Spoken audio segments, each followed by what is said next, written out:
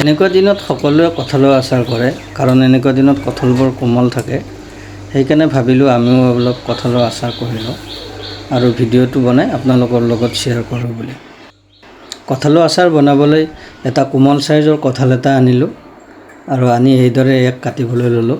কাটাৰ আগতে যিখন ছুৰীৰে কাটিম সেইখনত অকণমান তেল ঘঁহি ল'লোঁ, কাৰণ ছুৰীখন তেতিয়া বেয়া নহয়। প্ৰথমতে কঁঠালটো দুয়োপিনে অকণমান এইদৰে কাটি ল'ব লাগে।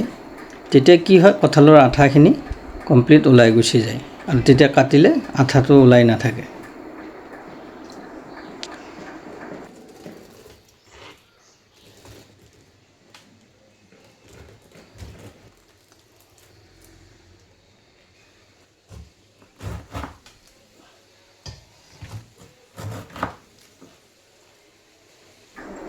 কঁঠালটো কাটোতে এই মাজৰ ডিলাডাল কমপ্লিট কাটি পেলাব নালাগে, অকণমান ৰাখি থ'ব লাগে। ৰাখি থ'লে হয় কঁঠালটো তেতিয়া আপুনি কাটোতে পিচ পিচ হৈ থাকিব। সেইটো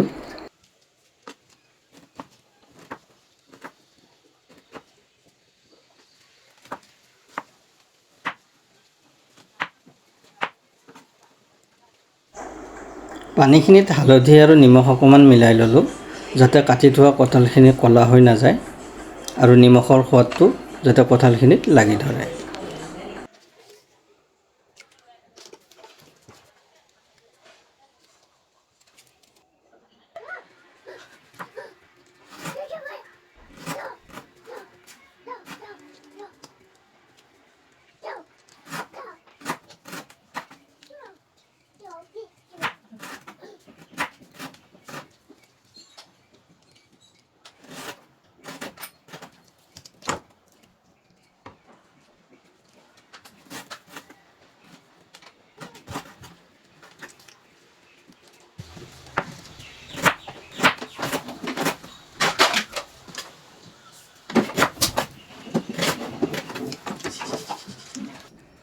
কঁঠালখিনি সিজোৱাৰ সময়ত নিমখ আৰু হালধি দিবলৈ কেতিয়াও নাপাহৰিব। হালধিখিনি দিলে ইয়াৰ ৰংটো ধুনীয়া হৈ থাকিব আৰু নিমখৰ সোৱাদটো কঁঠালত লাগি থাকিব।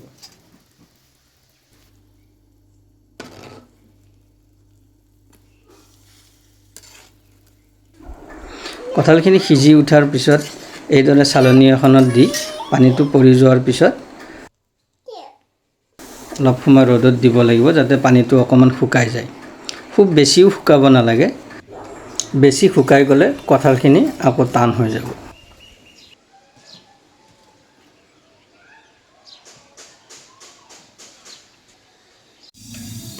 তেলখিনি গৰম হোৱাৰ পিছত এচামুচ পাঁচফোৰণ দি দিছোঁ আমি।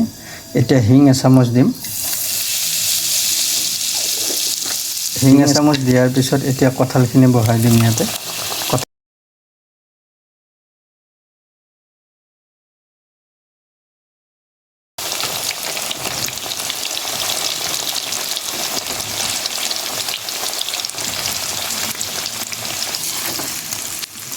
এইদৰে গৰম তেলত দি অকণমান লৰাই লোৱাৰ উদ্দেশ্য এইটোৱে, যদিও কঁঠালখিনি অকণমান পানী ভালদৰে নুশুকাই যদি, তেতিয়া এইখিনি ভালদৰে তেলখিনি সোমাই যাব।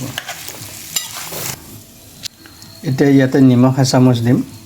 কঁঠাল সিজাওঁতেও নিমখ দিয়া হৈছিলে, নিমখটো অকণমান কমকৈ দিয়া হৈছিল, সেইকাৰণে আমি ওপৰত নিমখ এচামুচ দিলোঁ। এতিয়া আমি ডাঙৰ চামুচেৰে এচামুচ হালধিৰ গুড়া দিম আৰু এচামুচ জলকীয়া গুড়ি দিম। জলকীয়া গুড়িটো দিলে কঁঠালটোৰ ৰংটো ধুনীয়া দেখা হ'ব, আচাৰখিনি দেখিবলৈ ভাল লাগিব। এতিয়া আমি পিচি থোৱা আচাৰৰ মছলাখিনি ইয়াতে ঢালি দিম। এই মছলা বনোৱা ভিডিঅ'টো আমি ইয়াতে আপলোড নকৰিলোঁ, কাৰণ ভিডিঅ'টো বহুত লম্বা হৈ যাব। সেইকাৰণে ভাবিছোঁ এই মছলা বনোৱা ভিডিঅ'টো বেলেগ এদিন আপোনালোকলৈ শ্বেয়াৰ কৰি দিম। আশা কৰোঁ আপোনালোকে মছলা বনোৱা ভিডিঅ'টো চাব বুলি।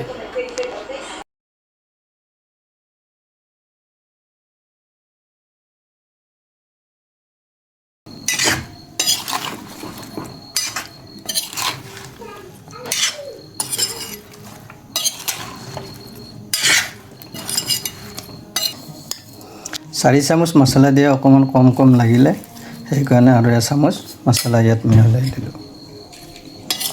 ঠিক তেনেদৰেও আপোনালোকে মছলাখিনি মিলাব, যদি কম হয় অকণমান সৰহকৈ মছলা দিব, কাৰণ কঁঠালৰ আচাৰত মছলা অকণমান বেছিকৈ হ'ব লাগিব, তেতিয়াহে খাই সোৱাদ পাব। এতিয়া আমি কাটি শুকাই থোৱা আমখিনি ইয়াতে মিহলাই দিম।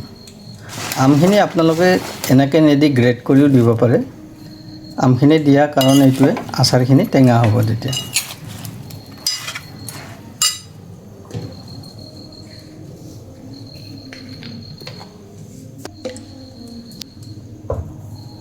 এতিয়া আচাৰখিনি বেয়া নহ'বৰ কাৰণে আমি আধা কাপমান ভিনেগাৰ ইয়াতে মিহলাই দিম। ভিনেগাৰখিনি মিহলাই দিলে আচাৰখিনি বহুত দিন ধৰি বেয়া নহয়।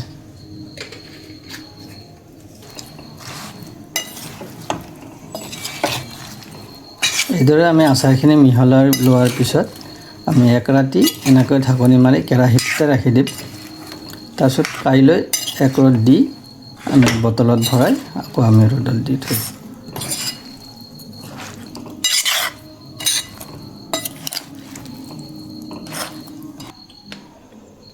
ঢাকনিখন কমপ্লিটকৈ মাৰি থ'ব নালাগে, আমি কিবা পৰিব বুলিহে ঢাকনিখন দিয়া হৈছে। ঢাকনিখন কমপ্লিটকৈ দি থ'লে কি হ'ব, ইয়াৰ ভাপ ওলাব যে আচাৰখিনি বেয়া হৈ যোৱাৰ সম্ভাৱনা থাকে। এইদৰে এক ৰাতিৰ কাৰণে আমি ৰাখি থ'লোঁ। এইদৰে এক ৰ'দ লগোৱাৰ পিছত আচাৰখিনি ধুনীয়া ভৈয়াম এটা ভালদৰে ধুই লৈ পানীবোৰ শুকাই লৈ, যাতে অকণো পানী নাথাকে, ভৈয়ামত ভালদৰে ভৰাই থ'ব। দেখাবি নি?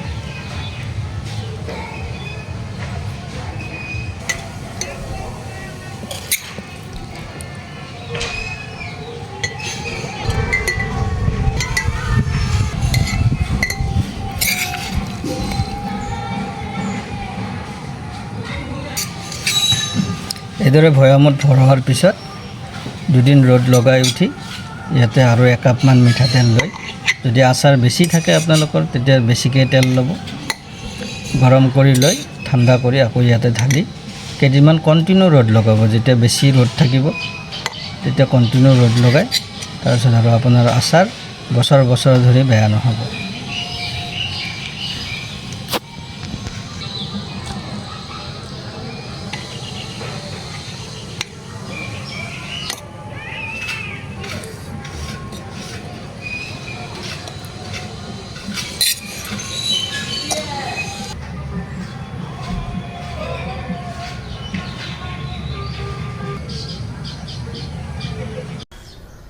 तुमसे ना हो पाएगा, हमें तुम्हारे लक्षण बिल्कुल ठीक नहीं लग रहा है, तुमसे ना हो पाएगा।